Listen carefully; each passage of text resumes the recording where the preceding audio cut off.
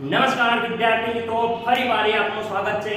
આજે ભાગ 9. જો તમે આગળના ભાગ 9 જોયા હોય તો ખાસ કરીને બધાય વિદ્યાર્થી મિત્રોને નમ્ર વિનંતી છે કે પ્લેલિસ્ટમાં જઈ અને તમે આગળનો ભાગ જોઈ લો. અને આજે આપણે જોવાના છીએ જે રાઉટનો નિયમ આપણે જોયો તો એનો આણીય દળ શોધવાના દાખલા.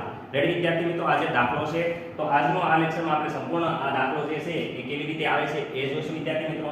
વ્યવસ્થિત રીતે ટેક્સ્ટબુકનો આ દાખલો છે એ તમને હું સમજાવવાની પ્રયત્ન કરીશ કે કેવી રીતે P01 P1 અને આ બધું વેલ્યુ મૂકવાની થાય છે. ઓકે, તો ચલો આપણે જોઈએ છે આપણે દાખલો જોઈએ આજ. ચલો આ વિદ્યાર્થી મિત્રો અમુક તાપમાને શુદ્ધ અવસ્થામાં બેન્ઝીનનું બાષ્પ દબાણ આપ્યું છે. એટલે શું? તો શુદ્ધ અવસ્થા જ્યારે પણ આવે ત્યારે વિદ્યાર્થી મિત્રો P01 આવે. ઓકે, P01 ની વાત કરે તો બેન્ઝીનનું બાષ્પ દબાણ કેટલું થઈ જશે? 0. વિદ્યાર્થી મિત્રો 85 ઓકે 0.850 બાર આવી રીતે બોલી શકો છો તમે. ઓકે 0.850 બાર. ઓકે, હવે વાત કરે છે આપણને અહીંયા આપ્યું છે અબાષ્પશીલ વિદ્યુત અબાષ્પશીલ ઘન પદાર્થ. તો ઘન પદાર્થ જ્યારે આવે તો વિદ્યાર્થી મિત્રો યાદ રાખવાનું રાઉટના નિયમમાં દ્રાવક હંમેશા શું હોય? તો વિદ્યાર્થી મિત્રો દ્રાવક હંમેશા પ્રવાહી હોય. શું હોય વિદ્યાર્થી મિત્રો? પ્રવાહી. અને જ્યારે દ્રાવ્યની વાત થાય વિદ્યાર્થી મિત્રો શેની વાત થાય?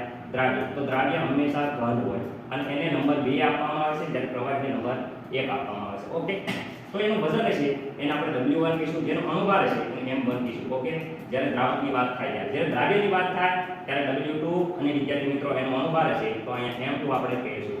રાઈટ. હવે અહીંયા વાત કરે છે વજન. અહીંયા તો વજન આપ્યું છે કે ઘન પદાર્થનું આપ્યું છે. તો વિદ્યુત ઘન પદાર્થનું 0.5. તો અહીંયા વિદ્યાર્થી મિત્રો આ તમને ખબર નથી પડતી જે હું કહું છું. W2 બરાબર કેટલા ગ્રામ આપ્યો છે?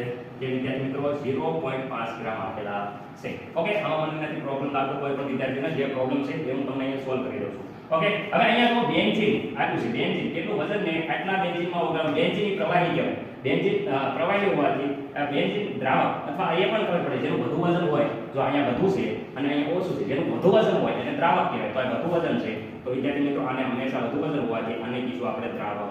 ઓકે, આટલા ગ્રામ. ઓકે, 0 આટલા ગ્રામ વિદ્યાર્થી મિત્રો. ચલો અહીંયા છે આટલા ગ્રામ. ઓકે, કેટલા છે? તો 39 ગ્રામ છે. ઓકે, જેનો અણુભાર આપણે આટલો છે બેન્ઝીનનો 78 ગ્રામ પ્રતિ મોલ, 78 ગ્રામ પ્રતિ મોલ વિદ્યાર્થી મિત્રો. ઓકે, અહીંયા જોઈ શકો છો. અને આનો તમારે ગોતવાનો છે કે કેટલા ગ્રામ પ્રતિ મોલ વિદ્યાર્થી મિત્રો. ખાસ યાદ રાખજો ગ્રામ પ્રતિ મોલ થાય. ઓકે, આટલું તમારે ગણવાનું છે. અને બીજું આપેલું છે કે દ્રાવણ. જો અહીં દ્રાવણનું બાષ્પ દબાણ આપ્યું છે.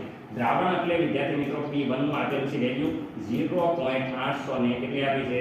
845. રેડી વિદ્યાર્થી મિત્રો અહીંયા જોઈ શકો છો 0.845 સર્વવ્યવસ્થિત રીતે 845 બાર. ઓકે, મને નથી લાગતું કે આમાં પ્રોબ્લેમ હોય.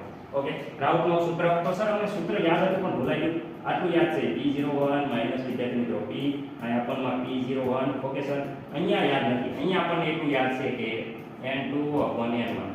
રાઈટ સર, 2 1 1 2 કા 4 એટલે 2 1 યાદ રાખી દીધું. બીજું યાદ નથી. મૂંઝાવાની જરૂર છે જ નહીં. આપણને ખબર છે કે વિદ્યાર્થી મિત્રો જે N2 હોય N1 હોય N2 બરાબર વજન મોલ બરાબર વજન ભાગ્યાનો ભાગ થાય. 2 કરી નાખતા અહીંયા કરી નાખતા 1 1 કરી નાખતા. તો વિદ્યાર્થી મિત્રો અહીંયા 2 બરાબર અહીંયા જોઈ શકો છો કે વજન ભાગ્યા અણુભાર. તો વજનનો એટલે વજન ભાગ્યા અણુભાર. અહીંયા 2 છે તો 2 માટે આનો મતલબ સેમ થાય વજન ભાગ્યા અણુભાર 1 1. આ છેદનો છેદ ક્યાં જાય સર?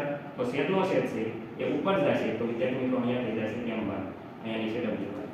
ઓકે, મને નથી લાગતું કે આમાં કઈ પ્રોબ્લેમ હોય. ઓકે સર, કાઈ નથી પ્રોબ્લેમ. તો વેલ્યુ મૂકી દો. કિંમત ઉપર આપી છે આપી હોય તો મૂકી દઈએ સર આપણે. એમાં માનો છે હાલો 0 અહીંયા જોઈ શકો છો 0. આ P0 ની કિંમત અહીંયા ઉપર જોઈ શકો છો કે 0.850 માઈનસ 0. P1 ની કિંમત અહીંયા છે 0.845. ઓકે, અહીંયા P0 તો 0.850.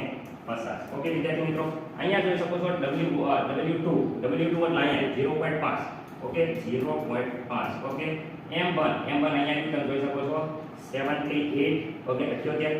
અને વિદ્યાર્થી મિત્રો M2 તો વિદ્યાર્થી મિત્રો આપણે M2 તો ગોતવાનું છે. ઓકે, કેટલું થાય? પણ W1 ઇક્વલ ટુ અહીંયા W1 આપ્યું છે. W1 કેટલું છે? તો અહીંયા જોઈશો 39 અથવા 39. ઓકે, આ થઈ ગયું. હવે આ તમે અહીંયા પેલા બાદબાકી કરી નાખો એટલે બાદબાકી કરી નાખશો.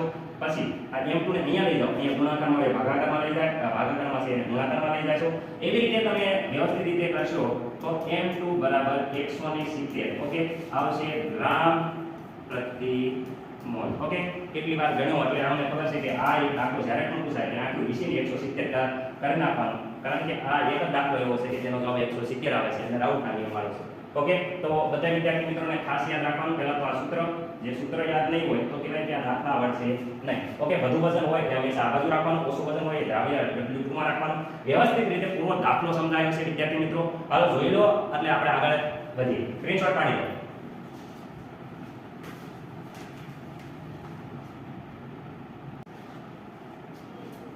તો વિદ્યાર્થી મિત્રો મસ્ત મજાનો જે દાખલો કોપી ટુ કોપી તમારા ટેક્સ્ટબુક પ્રમાણે જોઈ શકો છો. અહીંયા શુદ્ધ બેન્ઝીનનું જે બાષ્પ દબાણ છે એ વિદ્યાર્થી મિત્રો વેલ્યુ અહીંયા છે. જ્યારે વાત કરીએ દ્રાવકનું જે બાષ્પ દબાણ હતું એની વેલ્યુ હતી અહીંયા બેન્ઝીનનું મોલર દળ જેને M1 કીધું છે અને M2 આપણે ગોતવાનું છે. અને અહીંયા જોઈ શકો છો અબાષ્પશીલ દ્રાવ્ય જેનું અહીંયા W2 થાય એટલે અહીંયા, અને અહીંયા બેન્ઝીનનું વધુ હોય એટલે દ્રાવક અહીંયા જોઈ શકો છો. આખી કિંમતમાં મૂલ્યતા આપણે સૂત્રમાં લખ્યું હતું, અહીંયા સૂત્ર પણ નથી લખ્યું એટલે ડાયરેક્ટ સૂત્રમાં અહીંયા કિંમત મૂકી દીધી છે અને કિંમત મૂકી એમને કરતા બનાવ્યો એટલે ડાયરેક્ટ તમારો જવાબ આવી જાય. આ ટેક્સ્ટ બુક છે એટલે ટેક્સ્ટ બુકમાં આ પ્રમાણે લખ્યું છે. રેડી વિદ્યાર્થી મિત્રો? સ્ક્રીનશોટ પાડવો તો પાડી લેજો. ઓકે, તો આજ માટે આટલું. આ દાખલો અહીંયા જોઈએ. હવે વિદ્યાર્થી મિત્રો આગલો લેક્ચર જે ખૂબ જ ઇમ્પોર્ટન્ટ છે એટલે વિદ્યાર્થી મિત્રો ખાસ કરીને તમારે જોવા નમ્ર વિનંતી છે. ભાગ નંબર 10 ખૂબ જ ઉપયોગી હોવાથી તમે ખાસ જોજો. જય હિન્દ, જય ભારત. કંઈ પણ પ્રોબ્લેમ હોય તો તમે તમારા ગુરુજનો આગળથી જે ડાઉટ હોય એ ક્લિયર કરજો અને સારા માર્ક લાવો એવી ભગવાનને પ્રાર્થના. મળીએ આપણે આગલા લેક્ચરમાં.